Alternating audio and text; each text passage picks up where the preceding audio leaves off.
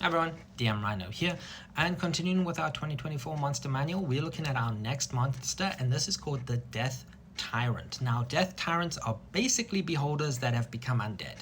It's the gist of it. There's a little more to it, but basically they're undead lich beholders. Now, before we look at Death Tyrants, we have to look at their lairs. So their Death Tyrant lairs are a maze of undead tunnels and things like that. They like to they are devoid of life. They like to create complicated different places and a lot of like undead horrors in their lairs.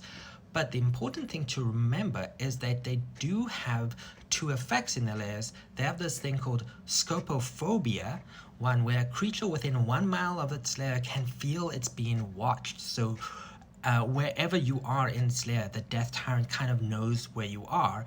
And if you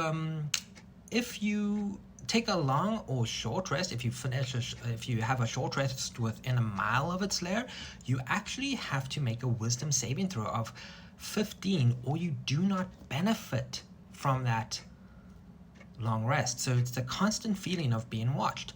And then they also have this thing called negative any suffusion.